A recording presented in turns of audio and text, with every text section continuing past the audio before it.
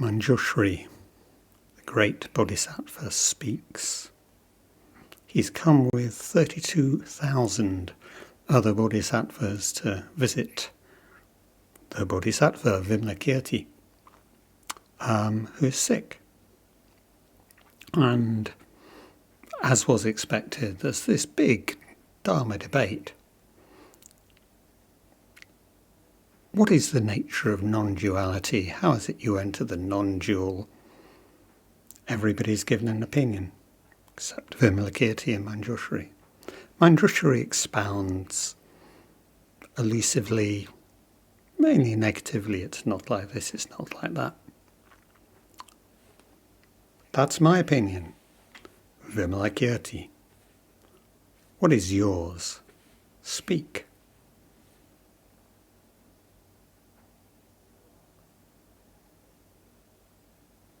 Silence. A silence like thunder, we're told.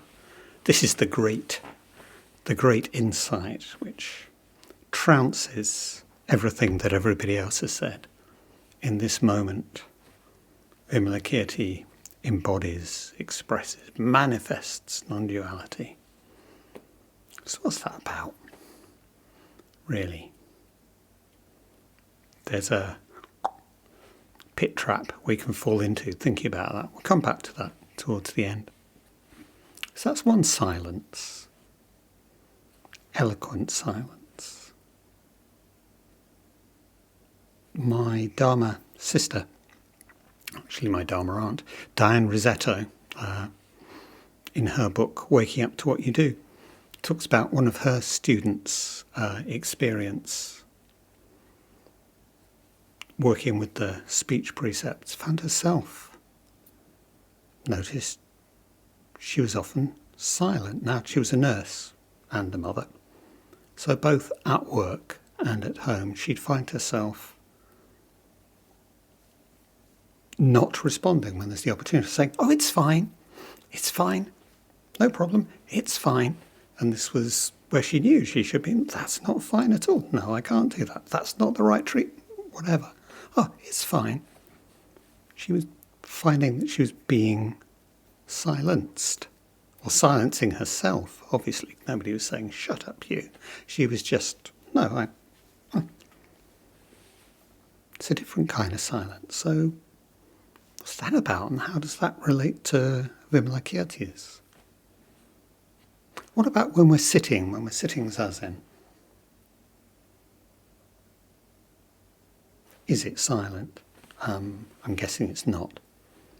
Sometimes, particularly if they come from other styles of meditation, people think, well, the aim here is to still the inner monologue. And yeah, fair enough. In Zen, we quite often talk about silence as a metaphor, as an image. But very few people's minds are ever silent, and that's not really what we're trying to do at all.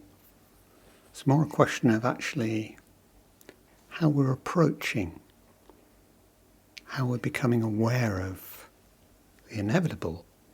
Words in our head, words that spring into our head. From where? Sometimes we know, sometimes we don't. Sometimes it's the same old nagging thought, sometimes it's, where did that come from?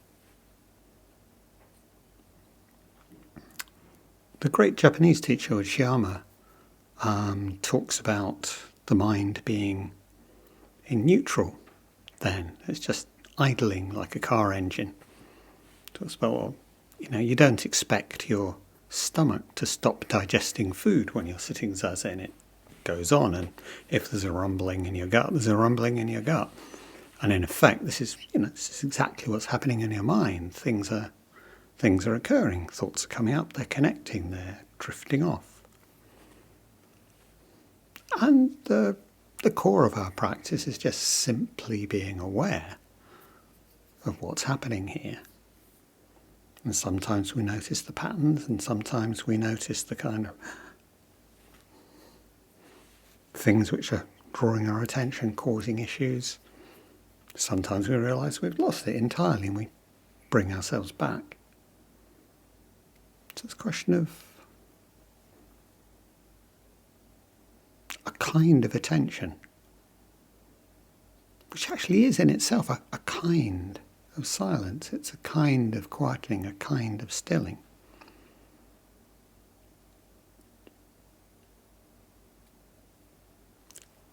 If we begin to become aware of this inner monologue, not just when we're sitting, but more generally, just as we're leading our daily lives, and for most people, most of the time, this is going on in the background or sometimes in the foreground quite a lot. We notice that actually we're telling stories. We're spinning narratives. Quite often we kind of think we're just almost giving a commentary on what's going on. But the words story and the words history obviously have the same root. There's no hard and fast distinction between fact and fiction. And of course there's the lovely feminist use of history as his story. What's history? Well, men's stories about the world. They give us a kind of understanding, different kinds of understanding, the way we tell the stories differently. One of the stories that we like to tell ourselves is that we're in control of, well, what we're doing. Basically, we're taking decisions, very minor decisions. Shall I have a cup of tea now? Oh, yeah, there you go and put the kettle on. At this, kind of fairly basic level, and then of course the bigger ones that we're in control, that I'm deciding to do that. Comment on it to myself. That's one way of looking at it. I remember being small, long time ago, 4 or 5. Yeah, let's say 5. So that is a long time ago. In those days, children, in fact, there were no seatbelts at all. Children were allowed in the front seats of cars. So I'd have my little plastic steering wheel, which attached on a rubber sucker to the dashboard.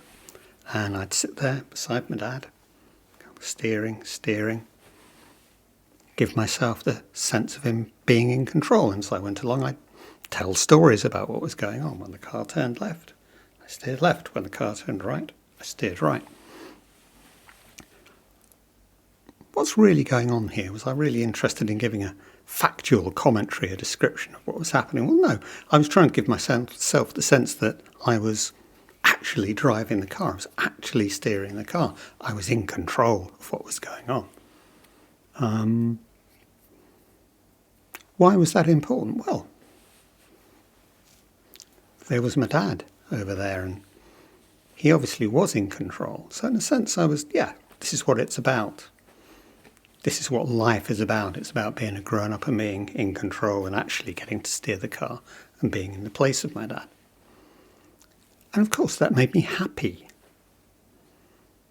So what was I actually doing with my stories? What was I doing with my words? I was making myself happy, partly through the sense of control, partly through the sense of controlling a flow of words, a story. And if we think about play more generally, I think children's play very much gives us the truth of language, that language is about really making stuff up. You can lie with words. It's easy because you're just making up stories. And it's about feeling. It's about emotion. I can construct this story. I can play with my emotions. Oh no! So-and-so's in danger, the monster's coming. Don't worry, Peppermint Pig will save him. We can model these things, and we make ourselves feel. We experiment with safety and danger, control, all of these things. And this is what speech really does. It's a doing. I say this because whether we're talking about Zen and reading Zen books, or whether we're just going about our daily lives, we have this idea that words are about describing.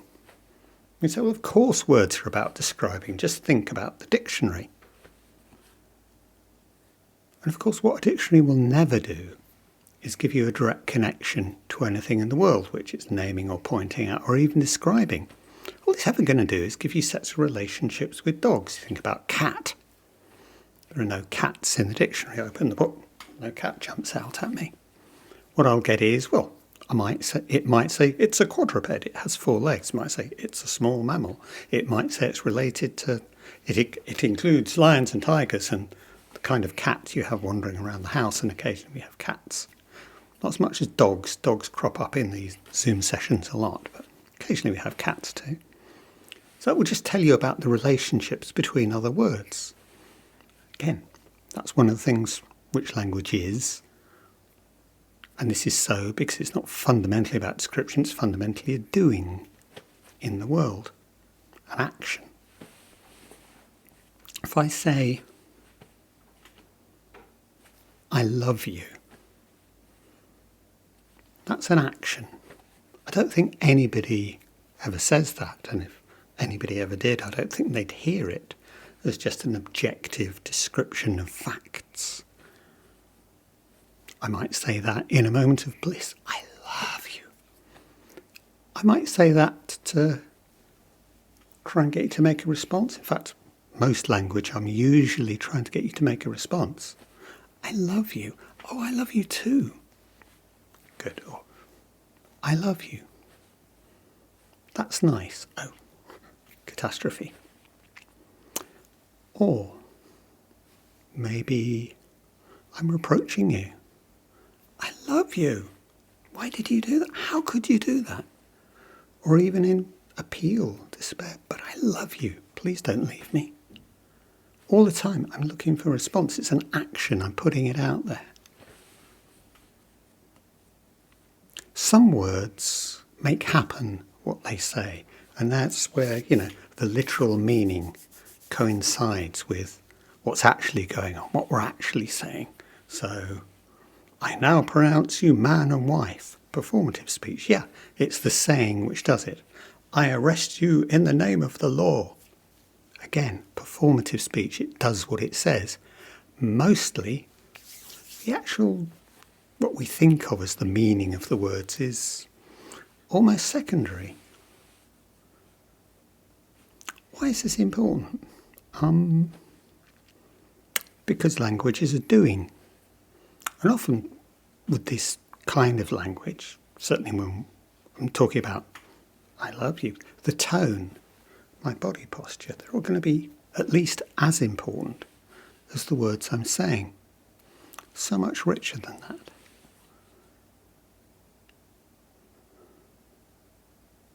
I like to think that I mean what I say. And I like to think that I mean say what I mean. That's right, it's the other way around. Similar, but different. But do I? How aware am I? I mean, we know the kind of Freudian slips case. My words trip themselves up and I say one thing, while I thought I was going to say another thing. Probably won't go into examples there. But far wider than that, very often, I'm not really aware of how I'm saying things, what I'm bringing to these words that I'm using. And actually this is, in day-to-day terms, just our awareness of our life as it is, how we're responding to the world, how we're being in the world, how we're acting towards other people. And this finally is what our practice is all about.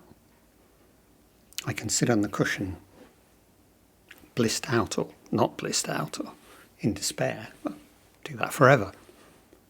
But actually what this practice is actually about is, how is it?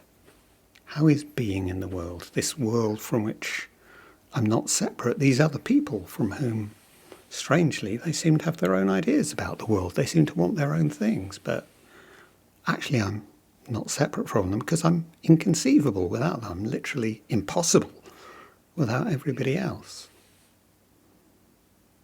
So this is what our practice is. This is what our practice is about. So what kind of things am I asking you when I use words? What kind of thing is actually a Dharma talk? Am I conveying facts to you? Information? Some talks are about the history of Zen, and there was this master, and he said, and there was this teaching. Other people, not so much. These talks, as you know, they tend to move in circles. Strange, river-like paths, rather than being, here's the beginning, here's the middle, here's the end. And there's a point to that, because these talks are a kind of doing using words.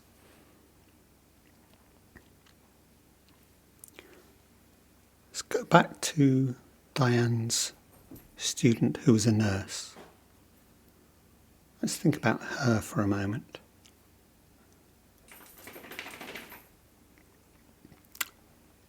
She sat with these realizations for weeks, months about what's happening. What's happening when I'm actually not responding to the situation at hand? What's happening when I'm just saying, it's fine, when it's clearly not? Over time, just being with these thoughts, these feelings, the emotion, maybe tightness in the chest, maybe a strange feeling in the gut. Just being with these feelings. She began to work towards the realization that in her terms this was about kind of fear of rejection. Insight, real insight. And maybe at that point we can begin to work with things, begin to deal with and address. Maybe that enables us to make a real change in our lives. But of course, it's important, her real life situation. She's not on her own. She's there with other people, with her professional colleagues, other nurses, doctors, patients.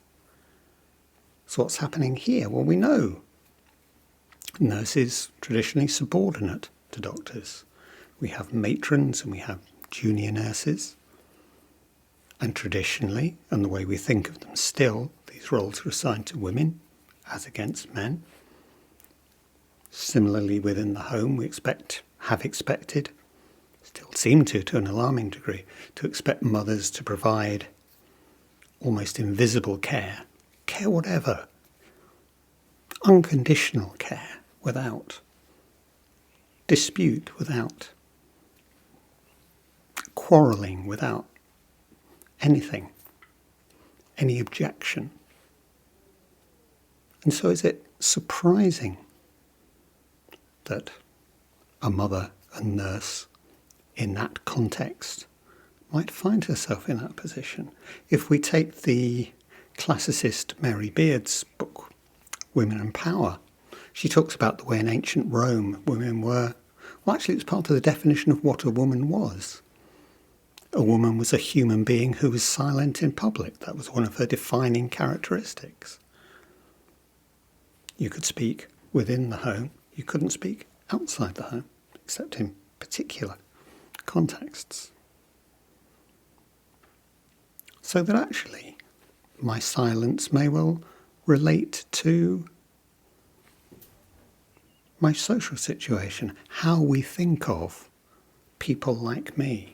How people like me have been brought up to expect that they'll react. We expect still different things of girls and boys, despite everything. Why do we do this? What are the effects of it? And always, what are the effects?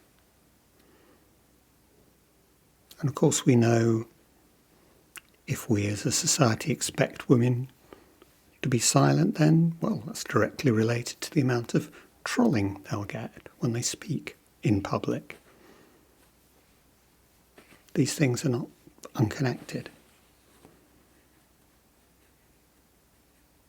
So how does this relate to the quiet and the not so quiet on the cushion? How does this relate to the stories which are being spun in my head and the relationship of these stories to how I am when I go out into the world, when I'm leading this life, my life as it is? mixed up with my fantasies about how life should be. Let's get back to Vimalakirti for a moment. His silence. What is the nature of non-duality? Is this silence about the fact that non-duality is indescribable? Well, if it is, that's actually not very much, is it? What's that? Can't actually say. There's nothing you can say to describe it. And yet that's a common enough idea of what's going on here. I like to think that Vimalakirti is actually aware of what's happening when we speak. He's aware that his not saying is actually a saying. It's not just, well, I went round to Vimalakirti's today and he didn't say anything. It's at the end of a long debate, a long series of statements, a long series of speeches. This is how it is. And so his silence is a speaking. What's the nature of non-duality?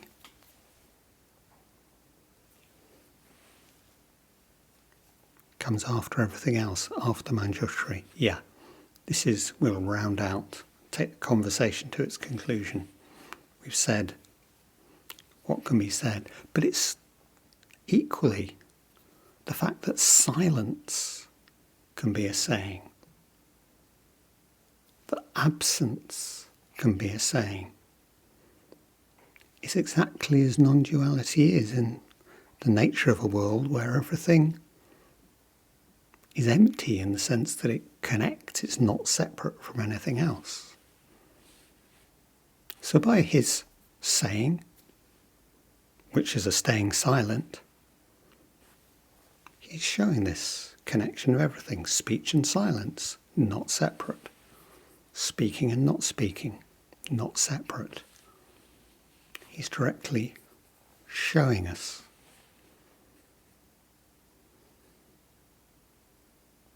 So it's not a question of nailing my speech down to its actual meaning, the supposed meaning that it has. It's not a question of going, words, ridiculous, nothing to do with Zen. Why on earth do we use so many in Zen in that case? It's seeing speaking as a non-dual action in the world like every other. I express myself. The nurse is expressing her predicament as a nurse and a mother. It's fine. No, it's not.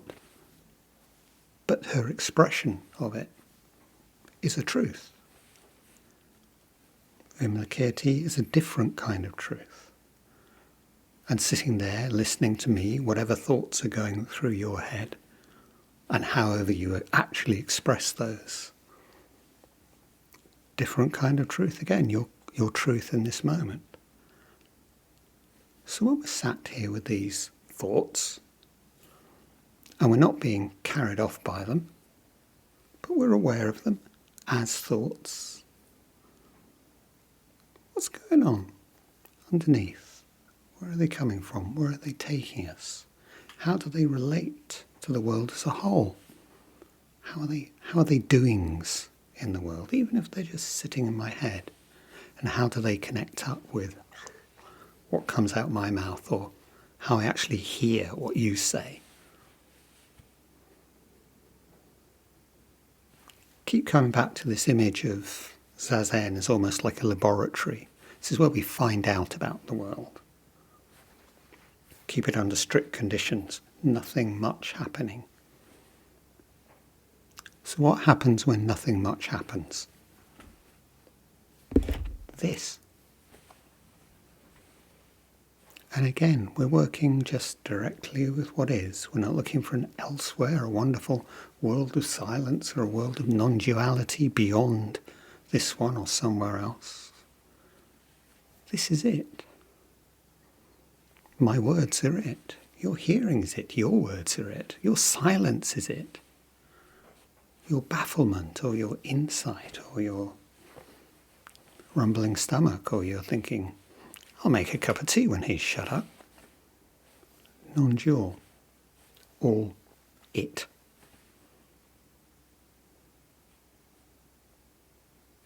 I'll be silent now.